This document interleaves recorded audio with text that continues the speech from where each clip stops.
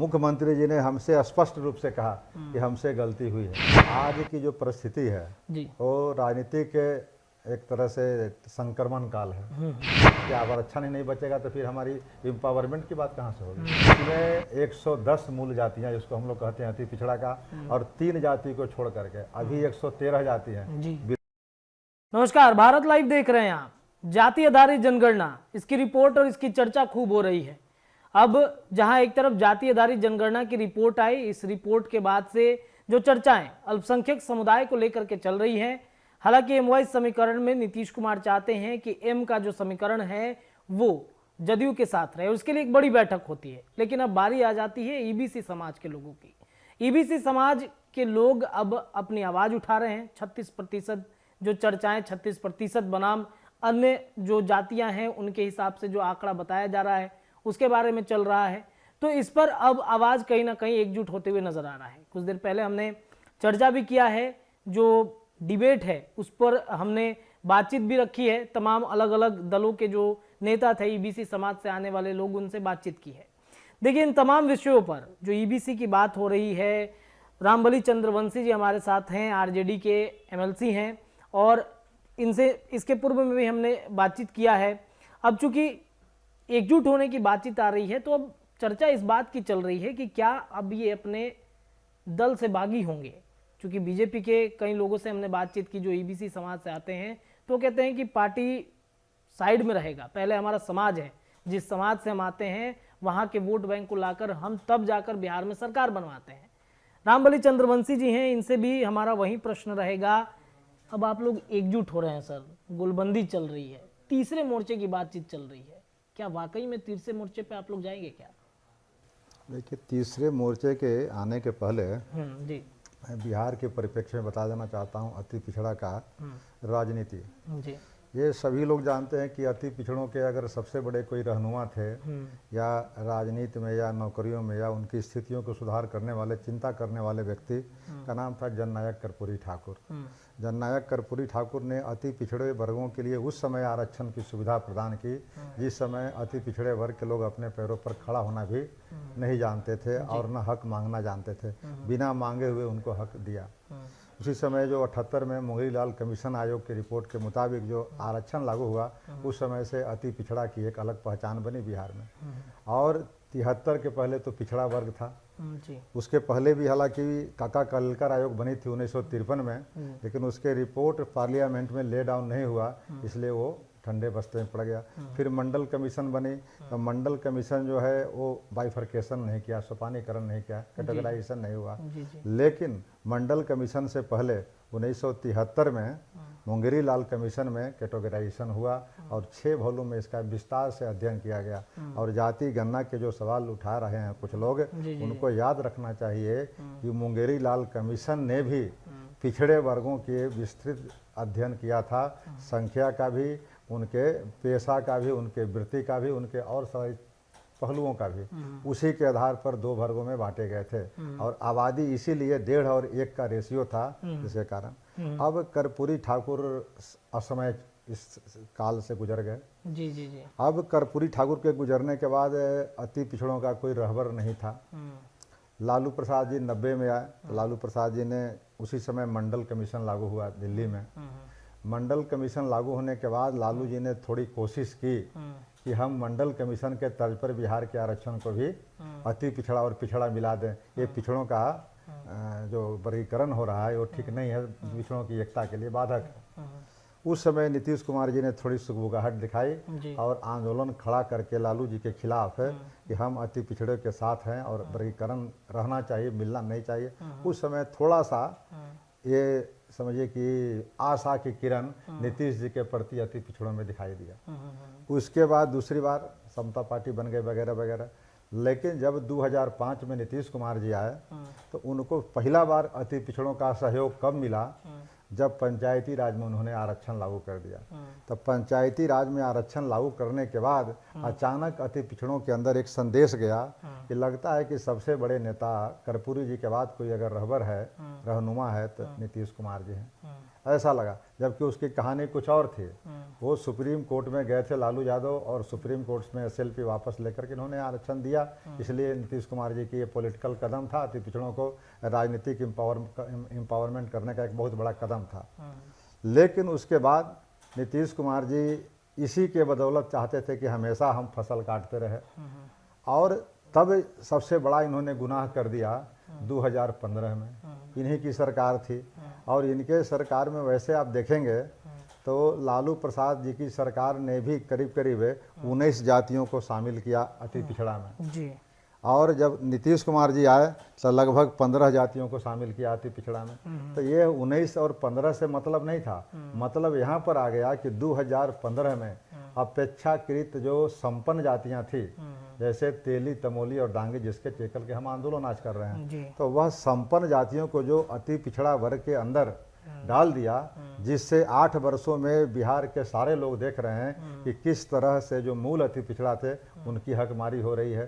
तो उनकी हकमारी को लड़ाई लड़ते लड़ते लड़ते लड़ते जब हम कोर्ट और कचहरी से थक गए, तब मैंने जनता की अदालत में हम साथियों को साथ ले गए, और उसी का परिणाम है आज कि आज दिखाई पड़ रहा है कि अति पिछड़ा में गोलबंदी हो रही है। तो सबसे पहले तो बगावत मैंने किया, दल के मर्जी के खिलाफ मैंने यह सवाल किया, खड़ा उठाया कि समाज, दल और समाज में जब द्वंद्व होता है, तो अम्बेडकर साहब ने कहा था कि समाज का पक्ष लेना, और दल और देश में जब द्वंद्व की स्थिति आए तो देश का पक्ष लेना। इसलिए उसी तर्ज पर हम चलते हुए अम्बेडकर और कर्पूरी ठाकुर और ये गांधी जी के तर्ज पर चलते हुए हमने समाज के लेकर के बगावत की शुरू किया, और बगावत की शुरू करते करते तक मैंने कार्यक्रम तय कर दिया पदयात्रा का, और पदयात्रा के समापन के बाद जो ये हुआ, अब उसमें सारे दल के और सारे समाज के लोग पहली दफ़ा पटना में अति पिछड़ा वर्ग के एक साथ नेता जमा हुए, और नेता जमा होने के बाद मुझे नेता चुना।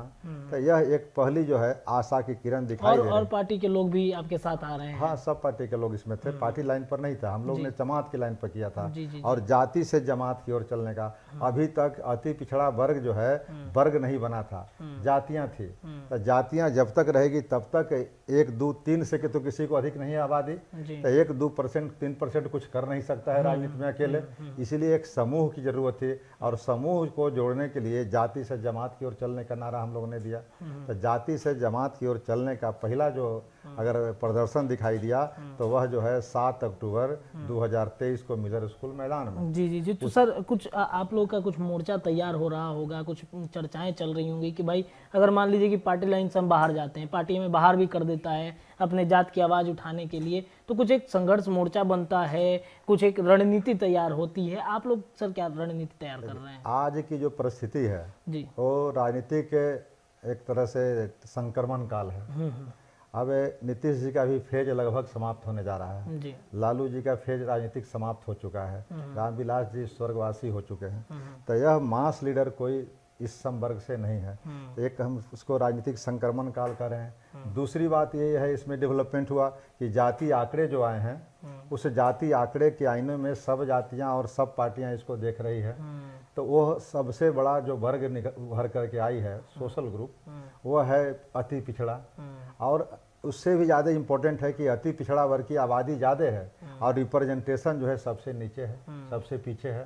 तो इसकी ज़रूरत है एम्पावरमेंट की सबसे अधिक, अगर बिहार को विकसित राज्य बनाना है या जहाँ स्कोप अधिक है वहाँ पर काम करने की। तो अब यह दो जो कैरेक्टर जो नया डेवलपमेंट हुआ, 2 फैक्टर, एक तो बताया कि जाति आंकड़ा सामने आई, और दूसरा बताया कि पॉलिटिकल संक्रमण काल से हम गुजर रहे हैं, और तीसरी सबसे बात होती है प्रकृति की। अब प्रकृति जो है सबको अवसर देती है। आप एक बार उठा के देखिएगा कि अगड़ों में वर्सेज अगड़ा था, उसके बाद पहले अगड़ों का साम्राज्य था, फिर अगड़ा वर्सेज अगड़ा था, फिर अगड़ा वर्सेज पिछड़ा हुआ, फिर क्या हुआ, पिछड़ा स्थापित हो गया। 35 वर्षों से पिछड़ा स्थापित है। तो अब जो आने वाली लड़ाई होगी वह पिछड़ा वर्सेज अति पिछड़ा होगी। और उस केस में थोड़ा सा कुर्बानी देना पड़ेगा अति पिछड़ों को। लेकिन अति पिछड़ों तक सत्ता आएगी, दलितों तक सत्ता आएगी, ये प्रकृति का नियम है, इसको कोई आदमी रोक नहीं सकता है। बस हमारे जैसे लोग अगर जगेंगे तो ये कुछ प्रेरक का काम करेंगे, रिएक्शन की गति को तेज कर देंगे, जल्दी मिल जाएगा। और अगर हम नहीं रहेंगे, ये नहीं रहेंगे और लोग नहीं रहेंगे तो हो सकता है देर से मिले, लेकिन ये क्रिया होगी, उसको कोई रोक नहीं सकता है। सत्ता ऊपर से नीचे आती है, प्रकृति का नियम है। और उसी के लिए हम लोग चाहते हैं कि जितना जल्दी अगर तीसरी मोर्चा बन जाए, अति पिछड़ा के लोग सब एक जगह आ जाएं, पार्टी बन जाएगी। पार्टी बन जाएगी तो फिर यह विकल्प बन जाएगा बिहार का, और ये नेचुरल विकल्प होगा। अति पिछड़ा आरक्षण बचाओ संघर्ष मोर्चा, इसकी चर्चा चल रही है सर, इसका क्या मतलब फॉर्मूला है? इसका फार्मूला ये, इसका कंसेप्ट ये है कि अति पिछड़ा आरक्षण बचाओ हमको नाम क्यों रखना पड़ा। अभी बिहार के अंदर मैंने बताया कि 2015 में माननीय मुख्यमंत्री नीतीश कुमार जी ने ऐसी तलवार अति पिछड़ों पर चलाई कि उसका गर्दन कट गया। मतलब एक तरह से नीतीश कुमार जी कातिल बन गए अति पिछड़ों का, और बाहर में स्वांग रच रहे हैं कि हम मसीहा हैं। तो यह इसका इम्पैक्ट क्या हुआ, 2-3 उदाहरण से मैं दिखा देना चाहता हूँ। पहला उदाहरण देख लीजिए, अभी 7 महीना पहले नगर निकाय का चुनाव हुआ है। नगर निकाय के चुनाव में 17 नगर निगम के पद हैं। 17 नगर निगम में से मेयर का पद जो होता है इम्पोर्टेंट होता है। 3 नगर निगम के मेयर का पद ईबीसी के लिए, अति पिछड़ा के लिए रिजर्व था। तीनों ही सीट एक ही समाज विशेष ने, तेली समाज ने हड़प लिया। और 3 ही हड़पा नहीं, बल्कि जो सामान्य का भी जो सीट था उसमें से भी 4 सीटों पर, यानी कुल 7 मेयर के पदों पर तेली जाति आज आसीन है। आप समझ सकते हैं कि अति पिछड़ा का जो मूल अति पिछड़ा जो था 110 जातियां, ये 3 जातियां से प्रभावित हो गई। 110 जाति को कुछ नहीं मिला, 3 जाति सब ले लिया। दूसरी बात है, जिला परिषद अध्यक्ष का पद पंचायती राज में सबसे महत्वपूर्ण होता है अध्यक्ष का। बिहार में 38 जिले हैं, सब जानते हैं। 8 जिला परिषद अध्यक्ष का पद आरक्षित था अति पिछड़े वर्ग के भाइयों बहनों के लिए। अब 8 में से 7 यही जो 3 जातियां जो आई है ये हड़प लिया उसने। मूल अति पिछड़ा को 1 मिला, वो भी किसी तरह वहाँ पर भी एग्रीमेंट करा करके दूसरे लोग ही उसको हड़पे हुए हैं। तो मिला जुला के वह भी खत्म हो गया। तीसरी उदाहरण मैं देना चाहता हूँ नौकरियों में। बीपीएससी का जो सबसे बड़ा रिजल्ट निकला, मैं आरक्षण क्रियान्वयन समिति का बिहार विधान परिषद का अध्यक्ष भी हूँ, इस नाते मैं आरक्षण पर कहीं भी रिव्यू करता हूँ या जाता हूँ, समीक्षा करता हूँ। तो आरक्षण जो देखा कि बीपीएससी का जो सबसे बड़ा रिजल्ट निकला, जिसमें लगभग 127 अभ्यर्थी ईबीसी के कंप्लीट किए, पदाधिकारी बने। उस 127 का जब मैं ब्रेकअप देखा तो देखा कि 72 अकेले तेली है। तो आप समझ सकते हैं कि ये क्या हो रहा है।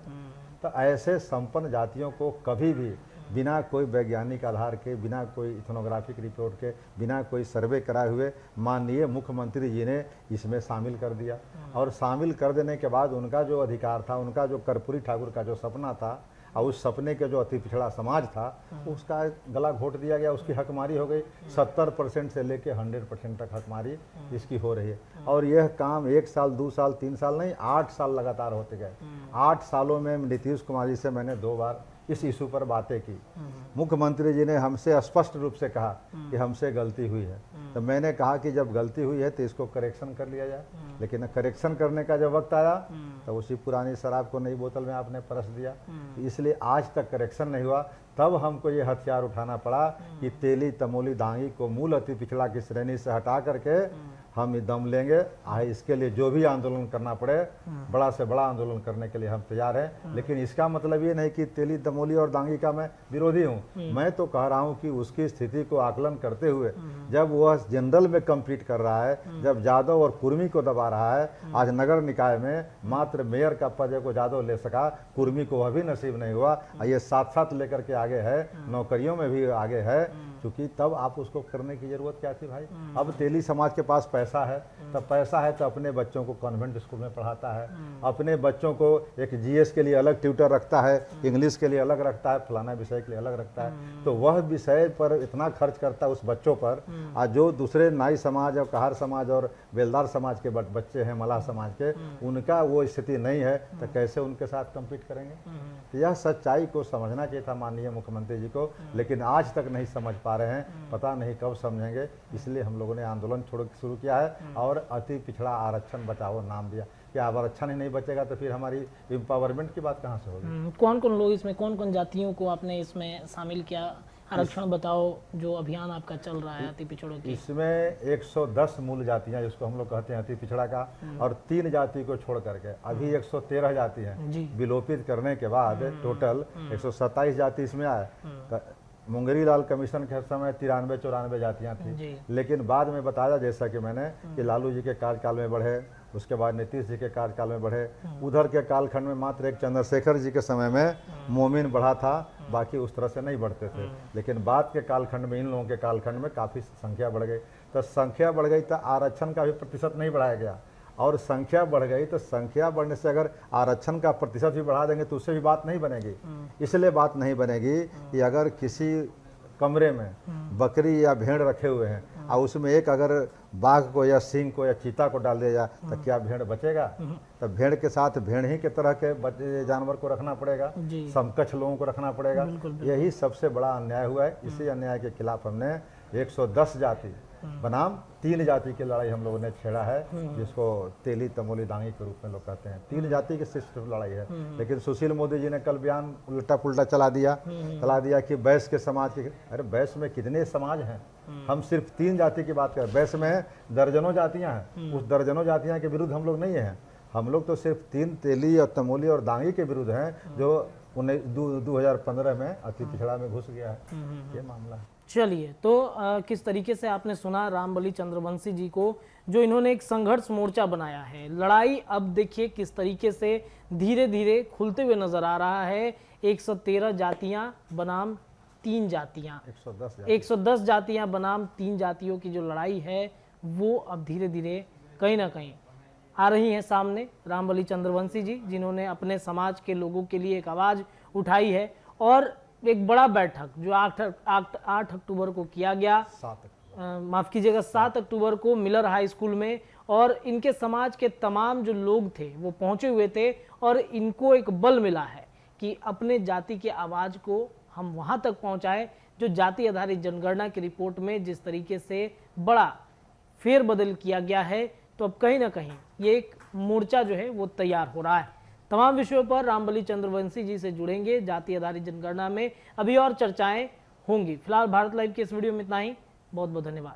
अगर ये वीडियो पसंद आई और वह बिहार के राजनीति और बिहारियत से सरोकार रखेनी तो सब्सक्राइब बटन दबा के चैनल के सब्सक्राइब कर ली। ओजे एगो घंटी बा, ओकरा बटन दबा देला से कुल सटीक और मारक खबर रुआ मुफ्त में मिल जाई। अगर रुआ पत्रकारिता के हमनी के नया प्रयोग में सहयोग कर चाहतानी तो ज्वाइन बटन दबा दी। पेटीएम नंबर नोट कर ली 9386816700। धन्यवाद।